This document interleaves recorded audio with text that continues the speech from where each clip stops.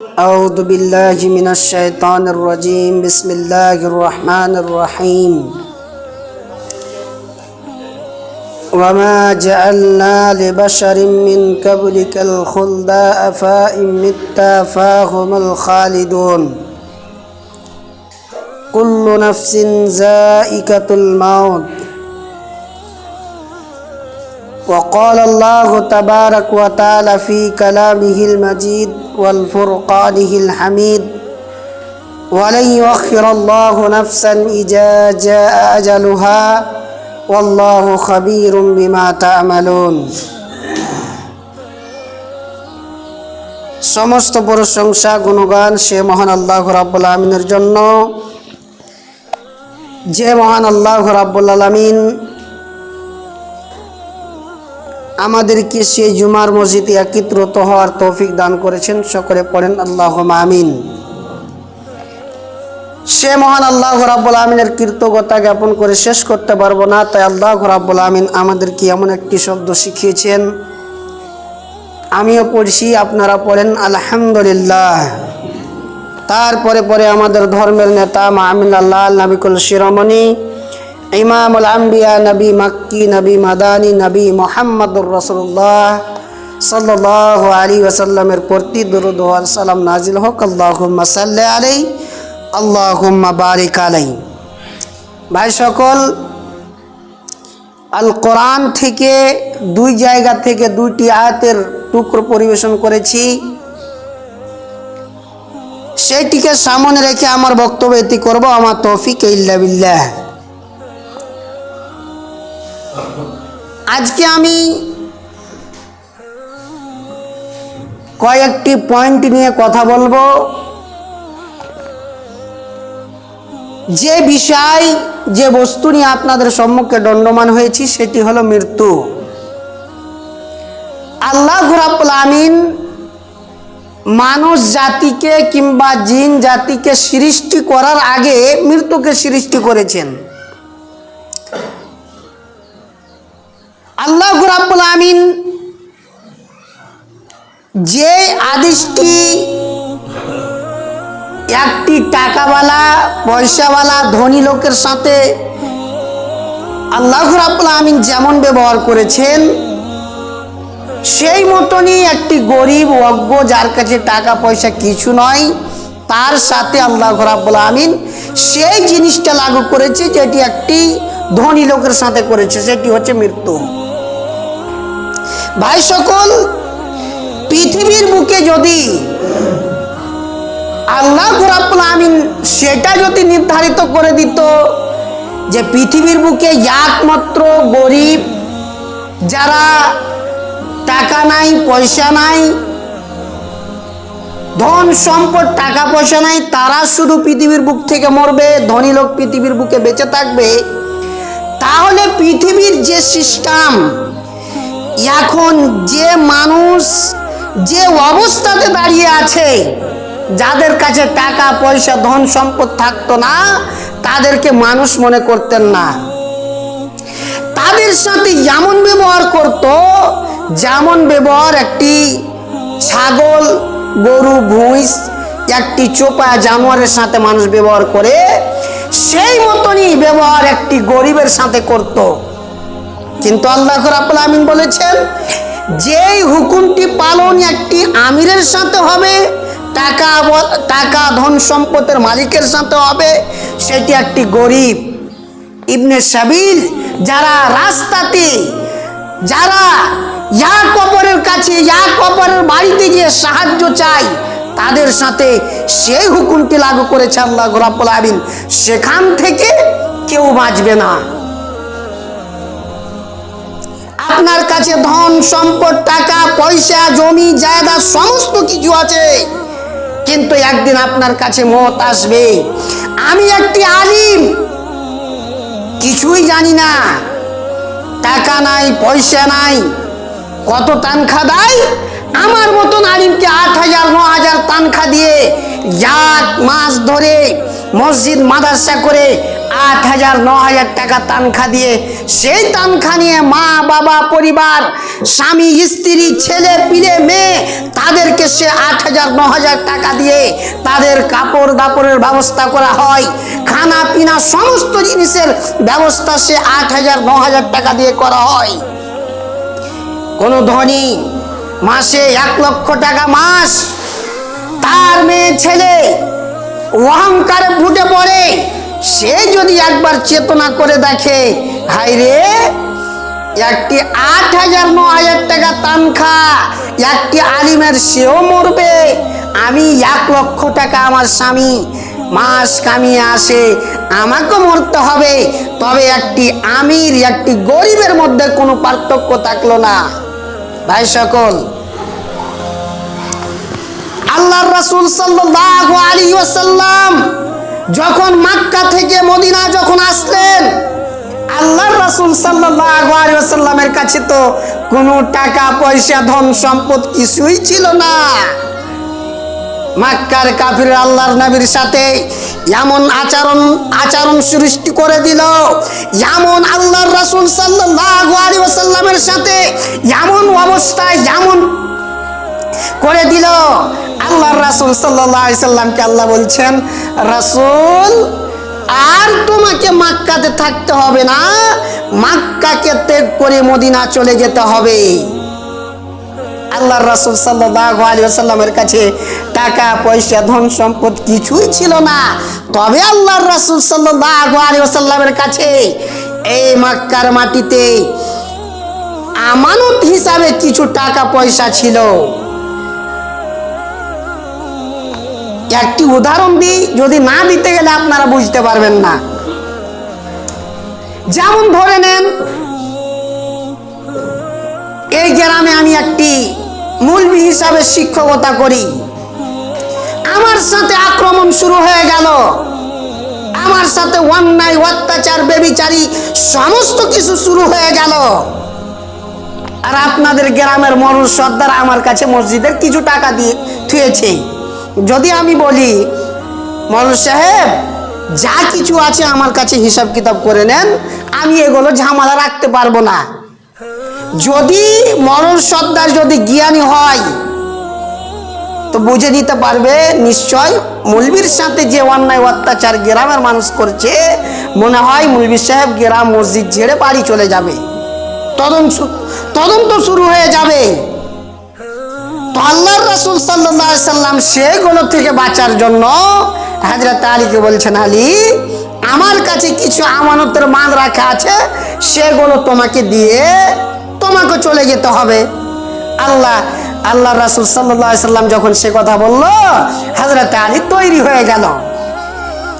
হযরত আলী বলছেন, আরে, আল্লাহর রাসূলের বিছানাতে যদি আলী ঘুমাতে পায়, তার থেকে ভাগ্যবান আর পৃথিবীর বুকে কেউ নয়।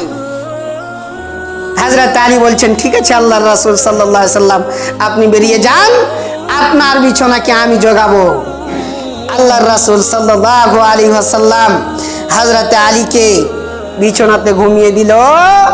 আবু বকর সিদ্দিক রাদিয়াল্লাহু তাআলা আনহুকে আল্লাহর রাসূল নিয়ে সঙ্গের সাথী করে মক্কা থেকে মদিনার দিকে বের হয়ে গেল।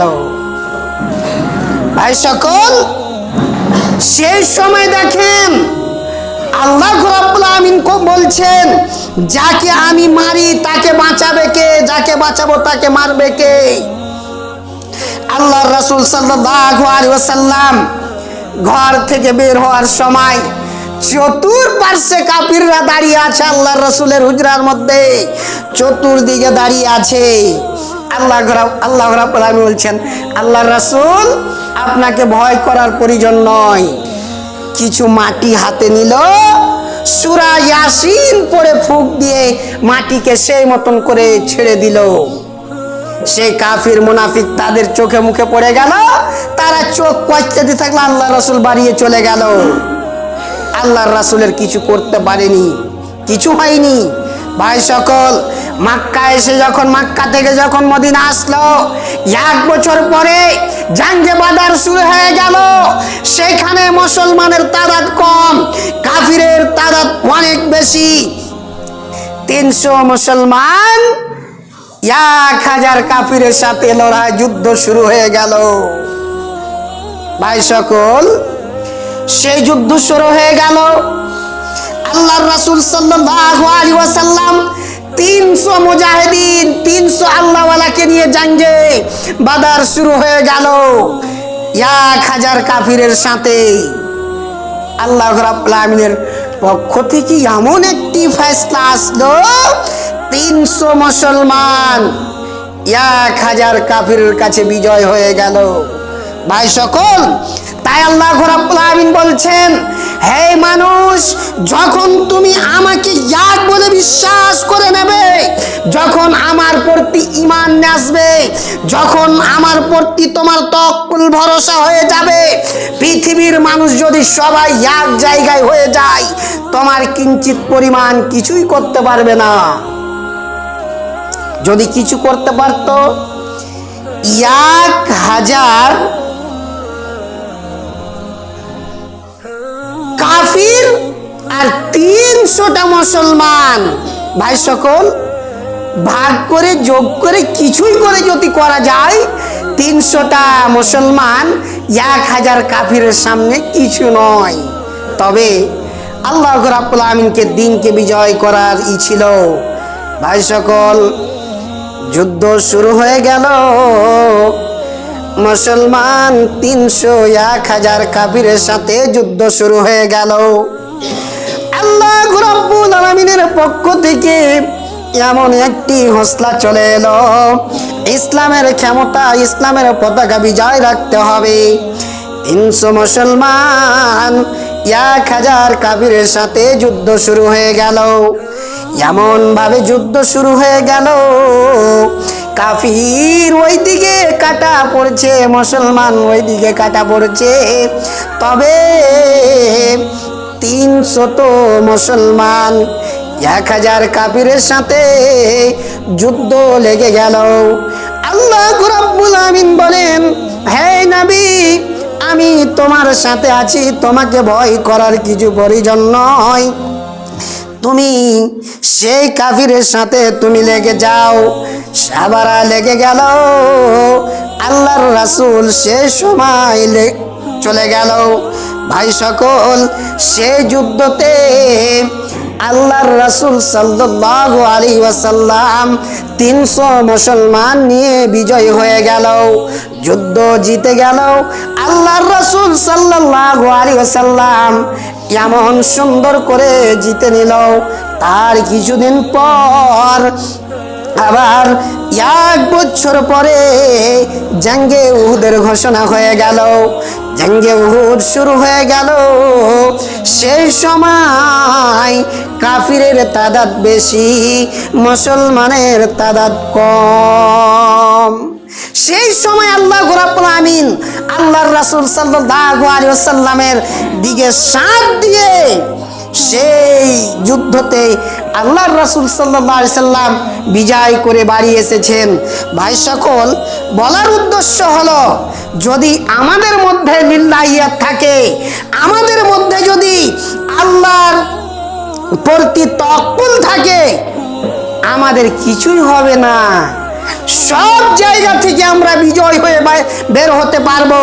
যদি আমার সাথে আপনার ভিতরে লিল্লাহিয়াত না থাকে, লোক দেখার যদি ইবাদত করেন, আল্লাহর রাসূল সাল্লাল্লাহু আলাইহি ওয়াসাল্লাম বলছেন, আব্দুল্লাহ বিন উবাইয়ের মতন, আব্দুল্লাহ বিন উবাই 5 ওয়াক্তের নামাজ আল্লাহর রাসূলের পিছনে পড়তো, এমন একদিন বাদ যেত না তাহাজ্জুদ। আল্লাহর রাসূল সাল্লাল্লাহু আলাইহি ওয়াসাল্লামের সাথে সাথে তাহাজ্জুদের নামাজ পড়তেন। তবে কি হলো, আগে আপনাদের কাছে ক্ষমা প্রার্থী, আপনারা সেটা বলবেন না যে এইভাবে কেন কথা বলছেন।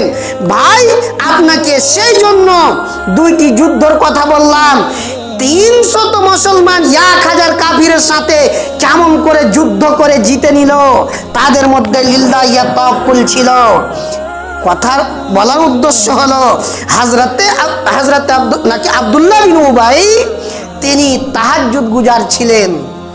আল্লাহর রাসূলের পিছনে প্রত্যেক 5 ওয়াক্তের নামাজ, কখনো এক ওয়াক্তের নামাজ আব্দুল্লাহ বিন উবাইর কাজা হয়নি। যখন আল্লাহর পক্ষ থেকে মুনাফিক লিস্ট চলে এলো, আসার পরে সবে প্রথম আব্দুল্লাহ বিন উবাইর নাম সেই মুনাফিকের লিস্টে। আল্লাহ রাসূল আশ্চর্য হয়ে গেল, কি এমন হুকুম, কি এমন আল্লাহর কি এমন লীলা খেলা যে আব্দুল্লাহ বিন উবাই এক ওয়াক্তের নামাজ আমার পিছন ছাড়া আব্দুল্লাহ বিন উবাই আদায় করে না। সে আব্দুল্লাহ বিন উবাইয়ের নাম কেন মুনাফিকের লিস্টে? আল্লাহর পক্ষ থেকে অর্ডার হয়ে গেল, নবীজি সে আব্দুল্লাহ বিন উবাই যা কিছু তুমি সাহাবাদেরকে নিয়ে ইসলামের কথা আলোচনা করো, যা কিছু ইসলামের মধ্যে যা কিছু আইন বিধান রয়েছে, সে আইন বিধান যখন তুমি সে সাহাবাদের মধ্যে যখন তুমি ফিট করে দাও, আব্দুল্লাহ বিন উবাই সেই কথাগুলো যে সে মক্কা মদিনার কাফিরদের সঙ্গে বলতেন, আল্লাহর রাসূল আজকে ফজরের পর এই লাগু সিস্টেম করেছে, জোহরের পরে সেটা, আসরের পরে সেটা, মাগরিবের পরে সেটা, ইশার পরে সেটা, সেই মতন করে করে সাহাবাদেরকে চিটিং দিচ্ছে। শোনো মক্কা মদিনার কাফিরবাসী, তোমরা শুনে নাও, মনে হয় আল্লাহর রাসূল সে মতন আইন কানুন বিধান করেছেন কেন জানেন? তোমাদের সাথে কখন হঠাৎ করে আল্লাহর রাসূল যুদ্ধ করার জন্য প্রস্তুত নিয়ে নেবে, তবে তোমরা সতর্ক হয়ে যাও। ভাই সকল, সে আব্দুল্লাহ বিন উবাই আল্লাহর রাসূলের পিছনে 5 ওয়াক্তের নামাজ কোনদিন আব্দুল্লাহ বিন উবাইয়ের এক ওয়াক্তের নামাজ ছুটেনি। তবে আব্দুল্লাহ বিন উবাইয়ের মুনাফিকের লিস্টে সবে প্রথম নাম। কেন? সেই আল্লাহর রাসূলের কথা কাফিরদের সাথে বলতেন, আল্লাহর রাসূলের সমস্ত কথাগুলোকে কাফিরের সাথে বলে দুজনের মধ্যে ভেজাল সৃষ্টি করত। সেই জন্য আব্দুল্লাহ বিন উবাইকে মুনাফিকের লিস্ট দেওয়া হলো। আল্লাহ রাব্বুল আলামিন বলেন, সব থেকে জাহান্নামের সব থেকে নিচু দরজা হবে মুনাফিক যারা নামাজির সাথে বিড়বিড় করে, আলিম ওলামার সাথে বিড়বিড় করে। যেহেতু আল্লাহর রাসূল বলেছেন, আল উলামা ওয়ারাসাতুল আম্বিয়া, নবীরা আলিমেরা হচ্ছে নবীদের ওয়ারিস।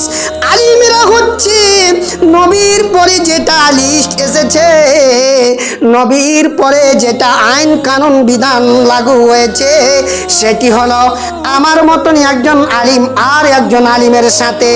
আল্লাহর রাসূল বলছে, যারা আলিম ওলামার সাথে বিড়বিড়ি করবে, আলিম ওলামার সাথে সব সময় তানা মেরে কথা বলবে, তোর ওকাত কি 8,000 টাকা নিয়ে তুমি আমার গায়ে শিক্ষকতা করো, তোমাকে সন্ধ্যা হতে হতে তুমি মসজিদ থেকে বের হয়ে যাও। ভাই সকল, একটি কথা বলে যাচ্ছি, মুমিনের জন্য, মুমিনদের জন্য যদি একটি দুয়ার যদি বন্ধ হয়ে যায়, 1,000 দুয়ার খোলা আল্লাহ রাব্বুল আলামিন 1,000 দুয়ার খোলা রাখবে।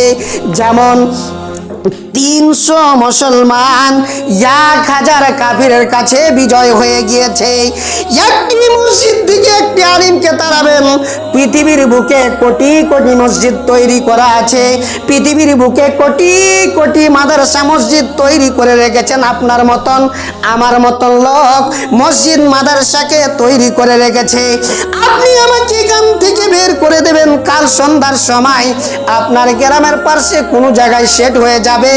আল্লাহর রাসূল বলছেন, যখন আব্দুল্লাহ বিন উবাইর যখন সেই মুনাফিকের লিস্টে যখন নাম চলে এলো, আল্লাহর রাসূল এই আব্দুল্লাহ বিন উবাইর সাথে কখনো খারাপ আচরণ করেনি। যেমন একটি আবু বকর সিদ্দিকের সাথে যেমন ব্যবহার করেছে, হযরত আলীর সাথে যেমন ব্যবহার করেছে, হযরত ওমর ফারুকের সাথে যেমন ব্যবহার করেছে, সে মতন করে করে যেমন সাহাবার সাথে ব্যবহার করেছে, আব্দুল্লাহ বিন উবাইর সাথে সেই মতন ব্যবহার করেছে। কখনো আল্লাহর রাসূল বলেননি।